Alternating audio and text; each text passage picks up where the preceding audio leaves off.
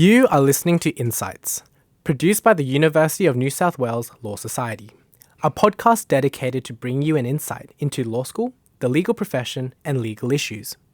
The production team would also like to show our respects and acknowledge the Bedegal people, who are the traditional custodians of the land, of elders past and present on which this podcast is made.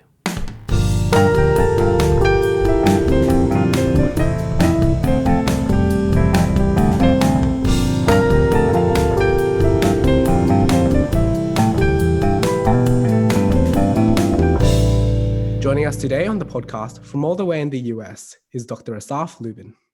Dr. Lubin comes from Israel, first completing a Bachelor of Arts and Bachelor of Laws at the Hebrew University of Jerusalem.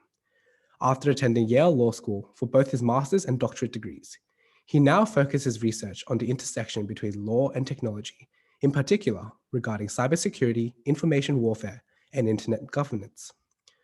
Dr. Asaf Lubin currently wears various academic hats, being an associate professor of law at the Indiana University of Bloomington, an affiliated fellow at the Yale Law School's Information Society Project, a faculty associate at the Berkman Klein Center for Internet and Society at Harvard University, and a visiting scholar at the Hebrew University of Jerusalem Federman Cybersecurity Research Center. Thank you for joining us here today, Asaf. Thank you for having me. So just to get our audience to know you a bit better, you've clearly traveled to quite a few places around the world, coming from Jerusalem and now residing in the US, and also traveling quite a bit within the US itself. Which has been your favorite place to, I guess, reside in? I don't know about reside in, but I'm going to brown nose the host in saying that when I turned 30, I did a road trip around Australia and New Zealand for about a month and a half.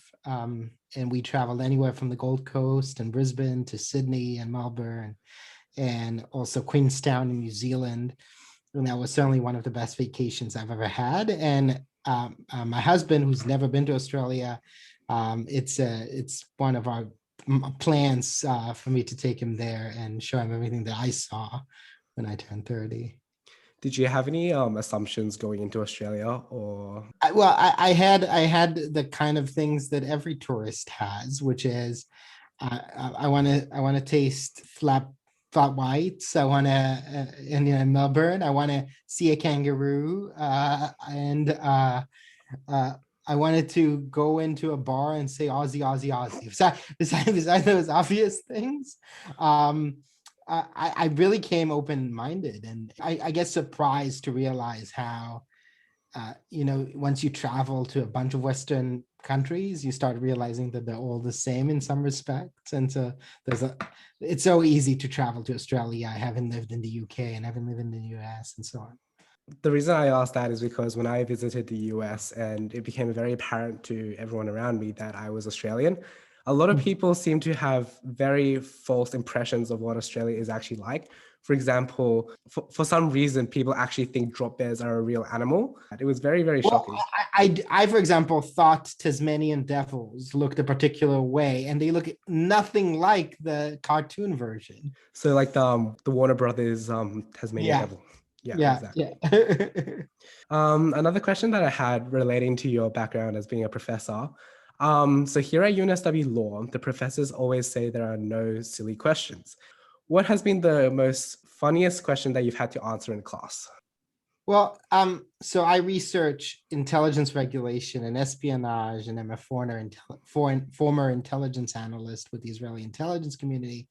So I think the most kind of funny or awkward or weird questions that I get are around that, and they take various forms of like, have you ever killed a person? Did you wear fedora hats in your job? Were you a member of the Mossad? What can you tell me about the Mossad? A lot of James Bond related questions in class, out of class. It feels a lot like playing hot seat, and the answer to all of those questions is unfortunately no. I didn't kill anyone. I didn't wear fedora hats. I wasn't in the Mossad. It's a lot more boring than the movies make it seem. My French teacher, he used to be in the police force in Paris. I think sometimes just to scare us into studying, he would say, for example, he beat a man, and he would do the exact same if we didn't do well in our final, which worked really well. So maybe you should actually say yes and lie. Yeah, it's like the old line the teachers say. I have eyes in the back. I have eyes everywhere. I'm Exactly. an intelligence officer. Yeah. And you should wear a fedora to hat. They are fashionable these days as well. I'll consider that. Talking about hats, actually, when you're not juggling all the different hats that you have to wear for your job, what do you actually enjoy doing in your spare time? I am obsessed with the Eurovision Song Contest, and I do mean obsessed. So, coming from Israel, I think it's pretty reasonable that as Israel is a participating country, there will be this excitement about it. We also just won a couple of years ago and hosted a competition.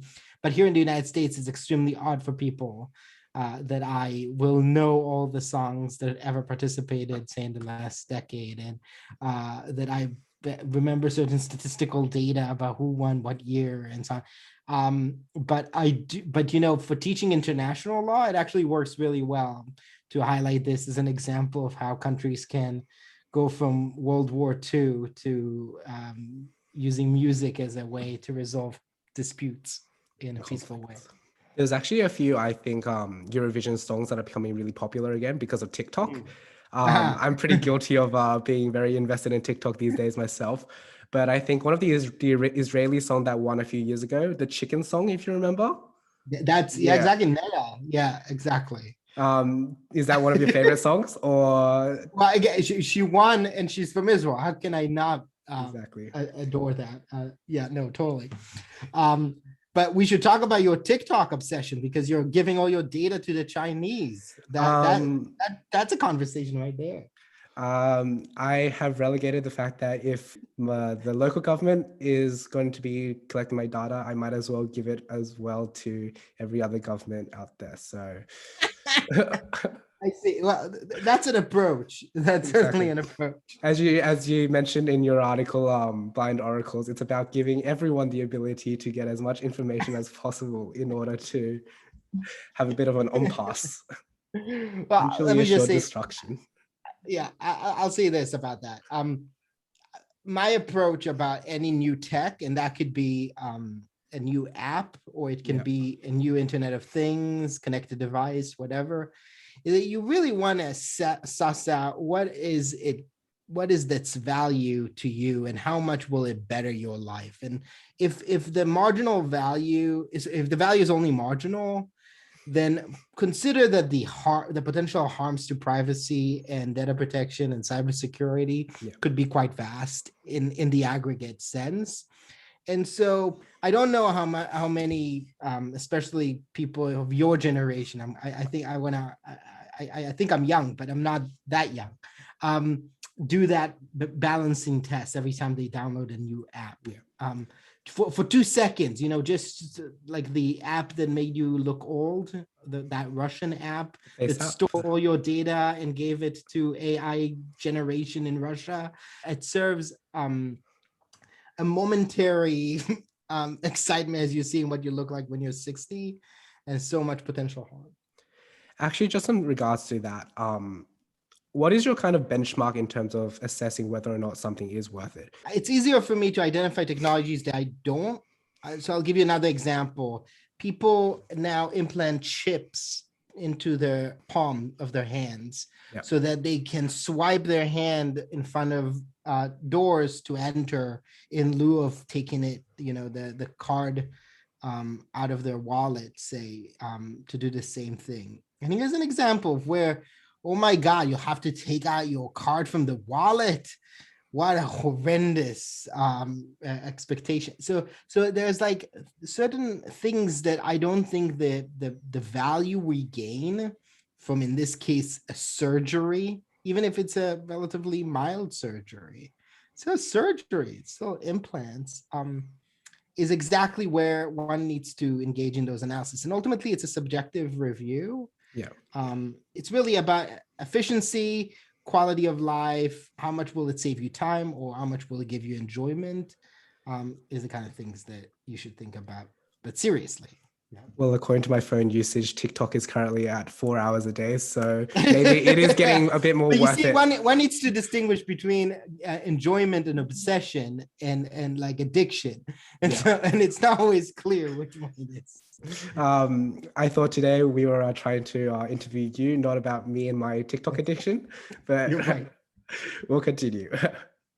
So a bit about your journey into the legal profession and also your legal academia. You currently hold 3 degrees, all of which are for law. What made you actually want to study law in the first place? So as I was starting to say, when I turned 18, I joined the Israeli intelligence. I worked for them as an analyst for 5 years. It was there that kind of really draw interest into national security and foreign affairs. And thought it would be really interesting for me to do an international relations degree. But being the son of a Polish Jewish mother, I came to my mom and I said I wanted to study IR, and she quickly said that's not a professional degree, and it's fine. You can definitely do that as a minor or as a dual degree, but you need a professional degree. And at the time, I hated math, so anything with science was out of the question. Any numbers was out of the question. That really narrowed it down for me. I kind of was left with law. But what really worked out well is that what I found out within the first year of my law degree is that really what I was passionate about was not international relations. It's the intersection between international relations and law, which is international law. It's the part of international relations that has some more doctrines and analysis to it that is, not just rooted in kind of IR theories that are subject to some degree of interpretation. And there's treaties and customs and rules and courts and institutional designs that I think I'm most drawn to, and that's kind of what I did ever since. Experiencing a legal education in both Israel and the US, what would you say are the biggest differences between the two countries and their education? Well, first of all, let me say that there's a lot of similarities, and that's because Israel is a partially common law country. And so we have the British mandate that was there before the creation of the state, and that left significant imprints. But we're also a hybrid jurisprudential state, because before that we had the Ottoman Empire, and so civil law was also quite ingrained into the country. But a lot of our professors go to the United States just to take advanced degrees before coming back to Israel to become professors, and so they bring with them a lot of the classroom mentality that they experienced back in the United States. And so when I moved here and did my first degree, my LLM at Yale Law School, a lot of what I experienced at the classroom was very similar to what I experienced back home in terms of the cold calling and the exam styles and the questions and then the academically driven type discussions in class and so on. But where we did differ has to do with the degree of formalism. It's common in Israel to see a professor show up into the class with sandals on. And that's because we're a Mediterranean country. No one wears a sweater and a blazer to law school. Whereas here, everyone's so formal, and we have the ways we approach the professor, and you need to read between the lines. The professor will never be, explicit with you. You need to understand when he's saying X, it actually means Y, because that's the way, elite universities here in the United States speak.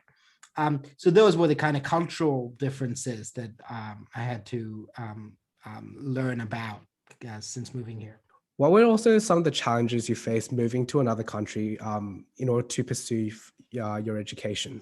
Well, the most obvious were visa and immigration. So when you move to a place like that, you come in with very limited stability. You get a guarantee that you will be there for a master's degree. So that's 1 year visa as a student visa.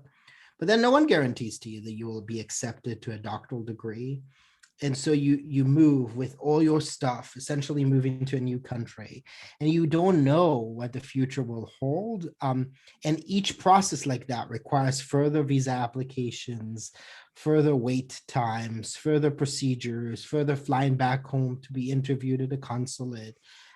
All of those are complicated. Now, add to that the financial instability that comes from doing advanced degrees abroad. So again, you're delaying, my friends from law school all went to become associates at a law firm. They were all making money while I was still in a kind of prolonged 7-year process of taking advanced degrees. So and no one guarantees to you that by the end of your doctoral degree, there will be a job for you. And oftentimes there isn't. Oftentimes you need to take postdoctoral positions, which I did. I took 2 different postdocs before I got a job as a law professor. So there's a lot of financial instability, a lot of visa insecurity. And ultimately, it's about building a community where you're a foreigner. And it's maybe easy to do when you're joining a master's program where there's a cohort of master's students with you.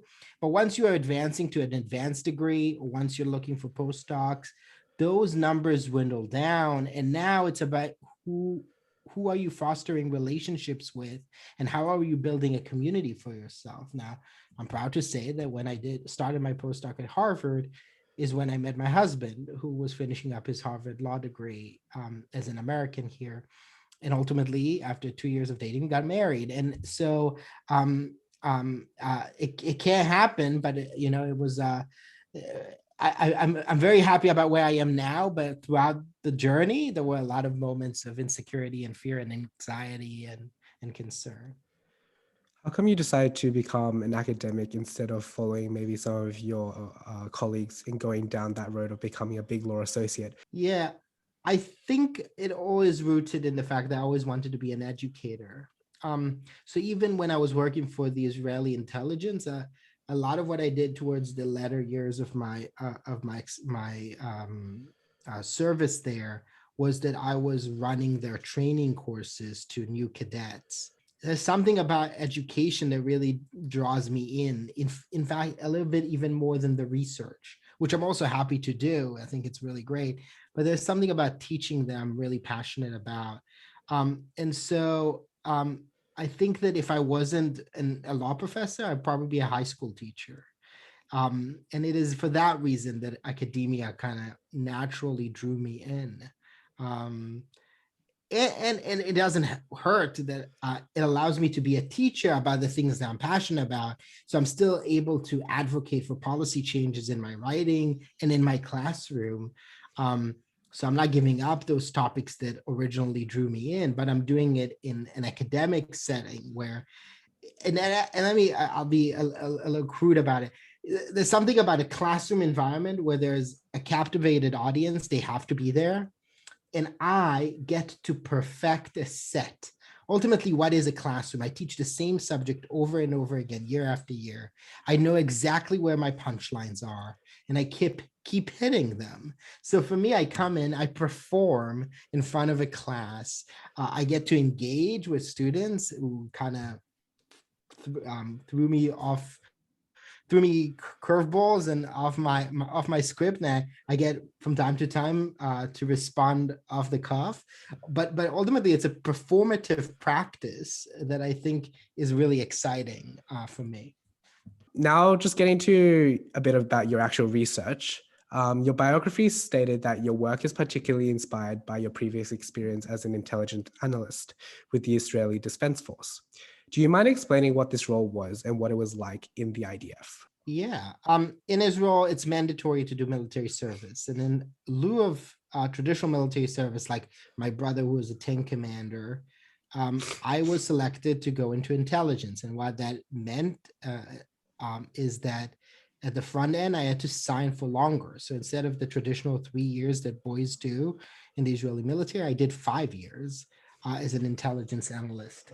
And essentially what that meant is that I started with a 6 months training course where I focused on the particular countries of reference that I will be doing most of my work around. And If you know anything about the geopolitics of Israel, I'm sure you can imagine what kind of countries we might be studying. And so you really study everything about that country. You study their geography, their history, their culture, their language. You will study their maps. You will know how to travel from point A to point B in that country. You also focus on the particular organizations or unit or entities, both in the government and in non-state actors that are relevant to particular issues of national security of concern to Israel.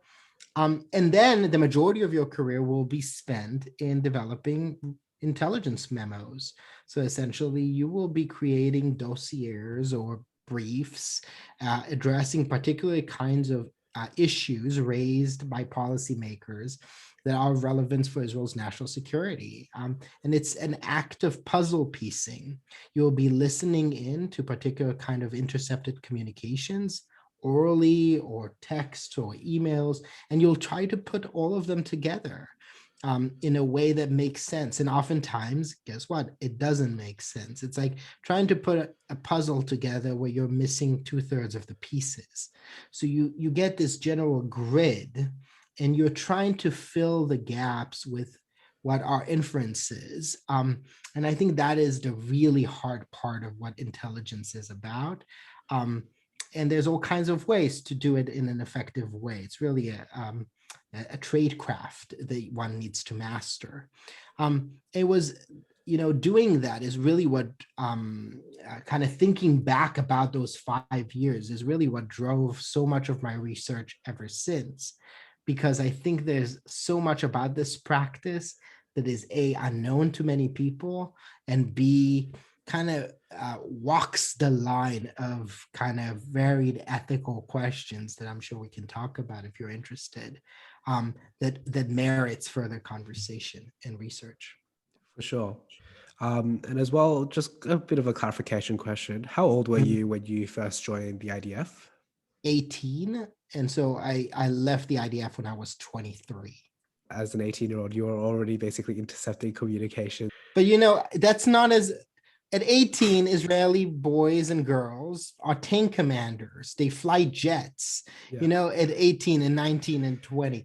I was sitting in my office in Tel Aviv on civilian clothes, not even a uniform, drinking my latte and listening into calls. Yes, I get it. It sounds, but people were doing a lot more crazy things when you think about it that way. I mean, here in Australia, at the age of 18, we have a bit of a tradition where everyone goes up to the Gold Coast and get absolutely hammered. So I guess we're also doing very crazy things. Well, let me say something about that, because many of my friends are American, and they were at 18, they were joining college, and essentially it's kind of the same thing, right? You go to college and you get hammered at parties, and yes, I think that process in Israel matures a lot of Israelis, but at the same time, I do think we miss something in that. I think that I did not get to experience what might be a traditional 18-year-old experience. And so I am kind of jealous of that.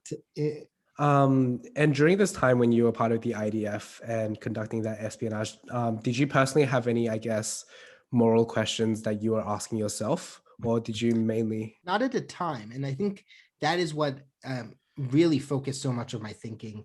So I don't recall a single conversation during my 5 years of service where we talked about anything concerning ethics, about what it means to spy on a person, rule of engagement.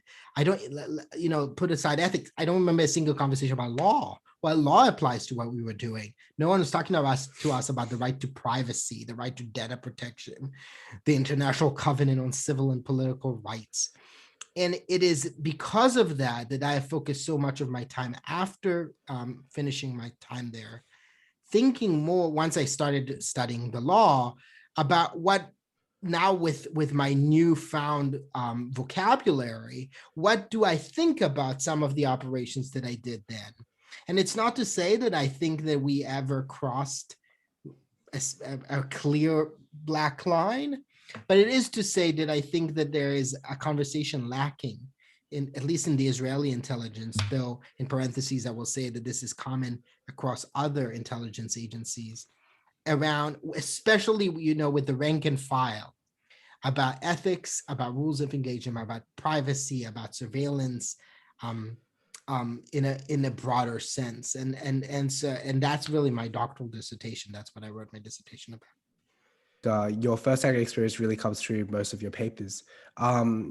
So what do you actually hope to achieve materialistically from your research?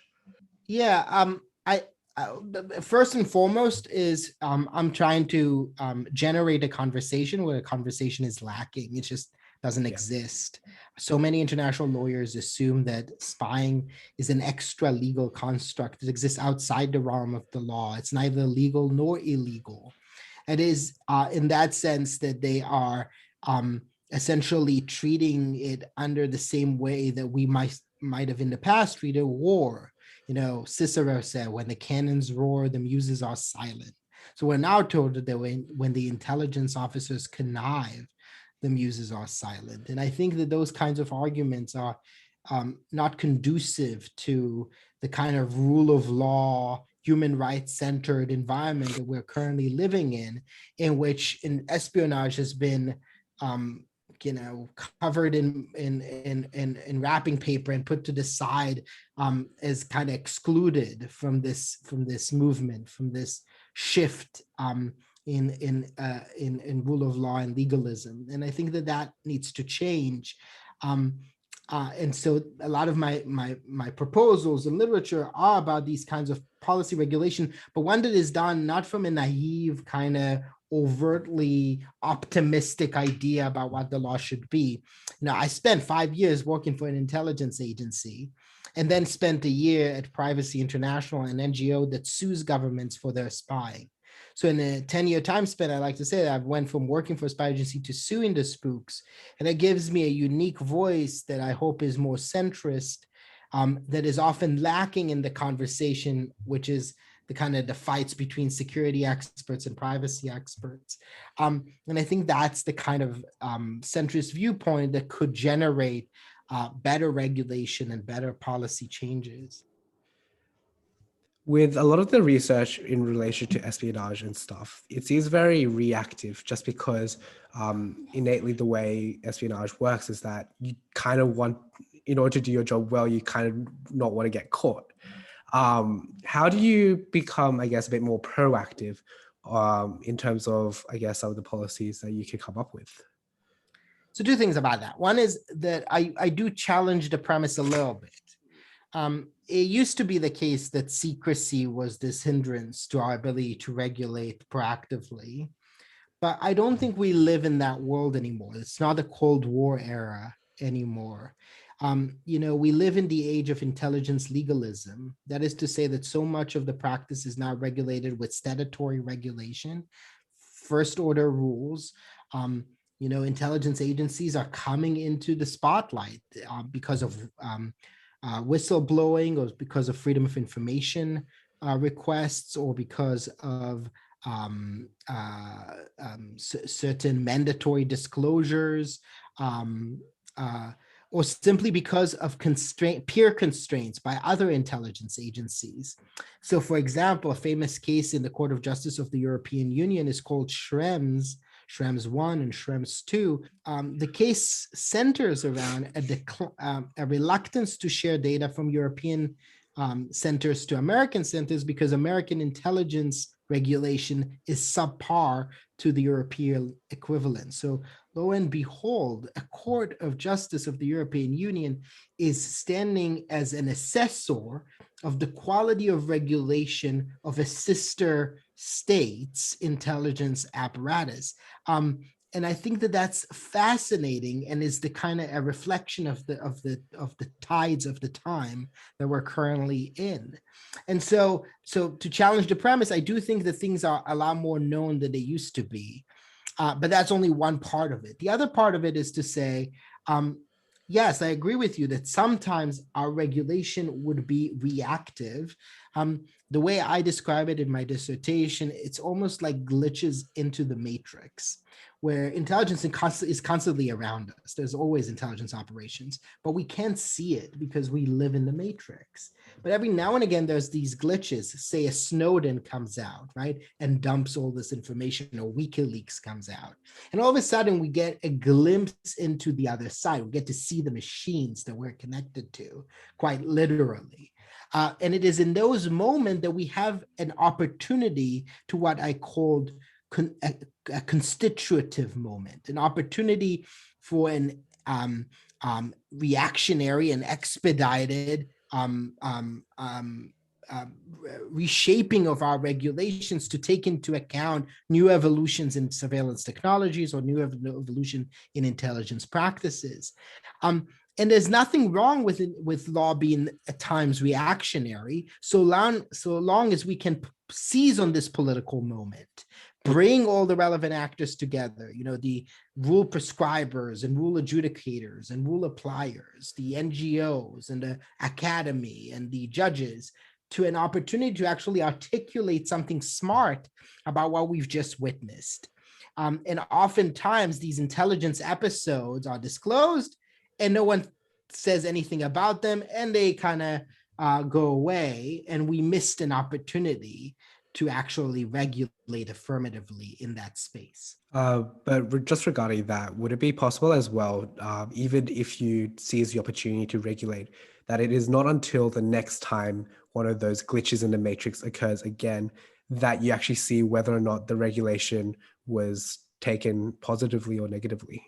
So partially the answer is yes, but it's also, when we say the word regulation, we should not necessarily adopt a purely formalistic idea of what regulation is. You don't need to think about regulation solely through the lens of, here's a government rule adopted by statute and trickle down top bottom to the relevant regulated entities. You can also think about regulation taking different forms. Think about, I already mentioned intelligence community constraints.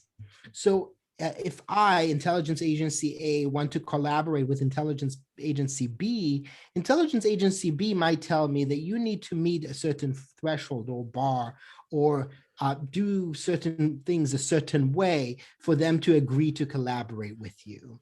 So they might bring you up to their level, thereby enhancing the human rights protective elements of your regulation simply by the way you engage in intelligence sharing. Now, we, the public, who might not be aware of all of that, but that is still regulation. And so regulation takes various shapes and forms, and different entities might, with greater or lesser exposure into the practice, might be able to regulate in different times in different ways. So you can also think about oversight boards, all kinds of intelligence oversight entities whose job it is to engage in ex post review or ex ante authorizations. They can evolve over time, taking into account how practices changes and reacting to various disclosures as they come about. For sure. I think the best thing about having that formalistic approach is that it's something that everyone can kind of trust in, I guess, with the rule of law. It's formulated, it's articulate, everyone can kind of identify when someone has breached it.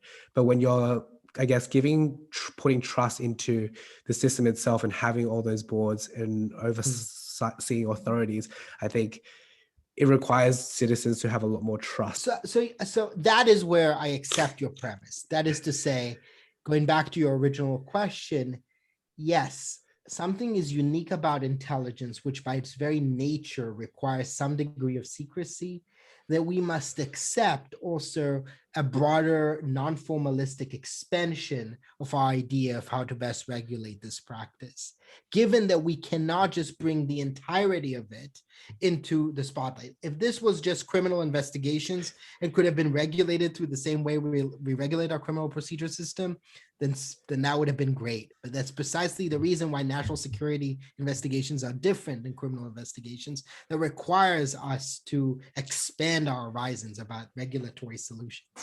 Do you have any particular stories about Australia's involvement in spying? I know you have a particularly interesting story from where we first met, actually. it's I'm hopeful at least some of your audience are familiar with it, and if not, even after I finish telling the story, they should Google and learn more about it, because it's one of my favorite spy stories of all time, and it has to do with Australia and East Timor. East Timor is a tiny island state, and for a very long time they were subject to colonialism. Um, uh, um, and in 1999, after the UN pushes Indonesia out, it takes a little more until 2001. But after Portugal and after Indonesia, finally they gained their independence. They're so excited. They want to exude that newfound independence in some way. And so they decide to build a presidential palace and cabinet offices. There's only one problem. You see, a place like East Timor doesn't have the big shot architects and construction workers that can come and build this magnificent architectural feat. And so they rely on Australia to come in and through an aid program, assist in erecting these architectural structures. And what Australia doesn't tell the East Timorese is that they'll put a couple of their own intelligence officers into the mix so that they can place recording pods into the walls. Like you can already ask yourself right there and then, why? What is it for Australia to waste so much manpower and man hours and risk, certain reputational harms and embarrassment in creating this program? And the answer is that there was gas in the East Timorese Sea, and the Australians were aware of that, and they wanted to make sure that the East Timorese didn't get it before they did. And lo and behold, a few years later, East Timor does find that gas in the East Timorese Sea, and they get so excited because it's their opportunity to finally extract some gas from the ocean, which they need because it's their first natural resource.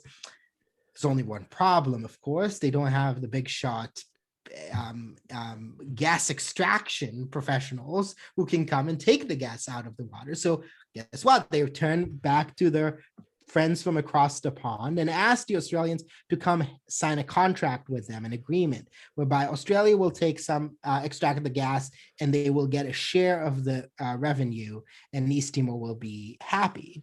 And Australia says, we're happy with that, but if you don't mind, let's negotiate this treaty in your newly built presidential palaces and cabinet offices. And during those 3 weeks of negotiations, the Australians constantly left the room and listened in to know what the East Timorese were saying, so to better their negotiations positions for the next day. So much so that by the end of the negotiations, East Timor agreed to lavish allowances for the Australians, including a moratorium on searching for any more gas for the next 50 years, and given huge proportions of the shares to the Australians. In 2011 or so, Agent K comes out of the Australian Intelligence Agency and says, I have to come clean. I'm like a Snowden. I have to tell you, East Timor, we spied on you during treaty negotiations. And the East Timorese get enraged. How dare you spy on us? Friends, don't spy on friends. We're going to sue you, Australia, and we'll take you to the Permanent Court of Arbitration in The Hague, because there's a clause in the treaty we signed that says that any dispute concerning this treaty can be decided in arbitration in The Hague. There's only one problem, you see. East Timor doesn't have the big shot lawyers that can represent it before a court like that. Thank God Australia is just across the pond. So they decide to hire an Australian lawyer to represent them. At that point, Australia is like, oh my God, this is getting too easy. And they get a court order for national security reasons to seize all the documents pertaining to the litigation from that lawyer, not to mention potentially even spying on that lawyer. East Timor gets enraged. How dare you seize the documents of our lawyer? We're going to sue you again. This time in the International Court of Justice in The Hague. And for the first time, East Timor realizes that they can outsource to anywhere but Australia. And they decide to get a British lawyer to represent them in that case. And that case is one of the only cases that made it all the way to the ICJ that concerned espionage, pure and simple. And in a provisional measure decision, the ICJ has some really interesting, fun tidbits about espionage, especially in the dissenting opinions. But I highlight this case to demonstrate an example of where a country is using its intelligence arm not for the purpose for which it was intended, which is to advance international security or national security. Australia in that context is spying to advance its own economic interests, to take away from post-colonial country its one and only natural resource. And I think that that is an example of what in my writing I have called an abuse of one's right to spy. So that's a paper in the Harvard International Law Journal called Liberty to Spy, where I discuss post-colonial abuses like that as one example of where the right might be misused. Whether or not it's the first time or the second time I hear that story, the punchlines just get me every single time. Just a few questions to just wrap things up in the end. Being a policy advisor and researcher, I just want to ask you as well, do you believe in the idea of a perfect system of law? No. I believe in, I come from Yale Law School. I believe in the New Haven School approach to jurisprudence, which is a context-based, policy-based, interdisciplinary approach. And essentially a great example of that comes from the writings of my doctoral supervisor, Professor W. Michael Wiesman, who likes to say that the law exists in the tension between the myth system and the operational code. You might think about that as the law existing in the tension between the law in the books and the law in action. So to assume that there is a perfect system of law is to assume that the law in the books is just what the law is, and that we were able to create this perfectly defined terms and regulations in a civil law kind of mentality, very clearly defined rules, or that through jurisprudential pursuits, through common law, we're able in the courts to define very clearly, easy to execute and follow laws. But the reality is that there are a set of rules that were created in our courts and created in by our legislators. And then there's reality, the way individuals act. And the law exists in the tension between what the law says it is and what the practice actually is. And sometimes we push further and further away from what the written law is, to a point where we might say that the law has become a dead letter. Or in other times, we might be defending that text, despite the fact that the text is nothing more than a myth. I think that looking at the law in this tension gives you a better sense of what is a more realistic version of the law with all of its imperfections. For sure. And one last comment as well. Is there anything you're currently researching on or working on right now?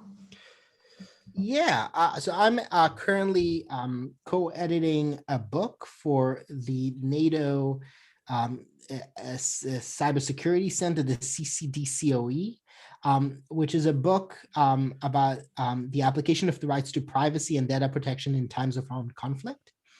So essentially, it's a collection of 15 articles or book chapters from scholars, both very seasoned and very junior, all asking the same question: how are the wars of the future going to be influenced by emerging tech and emerging information capabilities, and whether or not the digital human rights that we have developed frameworks for in peace times have anything to say about wartime uses of those technologies. So does a belligerent occupier, say Israel in Gaza or in the Palestinian occupied territories, that is using biometric data or that is using CCTV cameras, what can we say about their obligations pertaining to that data, pertaining to the privacy of the inhabitants, given that the Geneva Conventions that we've talked about are from 1949, and the additional protocols to the Geneva Conventions are from 1977, pre-internet, is the kind of questions that we ask in this book. And I'm really, really excited about it. It will come out in May 2022 as part of the cyber conference, CyCon, in Tallinn, Estonia. It will be very exciting. And is there any final comments or advice you want to give maybe law students out there who are interested in the cybersecurity, espionage, and research field? Yeah, I'll say a couple things. One is all I did was I studied international law, and I did that because I thought, here, I found my passion. And in retrospect, I think I made a mistake in doing that. I allowed myself to sit on my laurels. I got really good grades because I would only study the things that I loved, but I missed opportunities to expand my horizons. I think once you identify particular passions, and it could be cybersecurity or it can be national security or whatever, you want to make sure that you find where those areas of the law intersect with broader general areas of the law. So I'll give you a couple examples.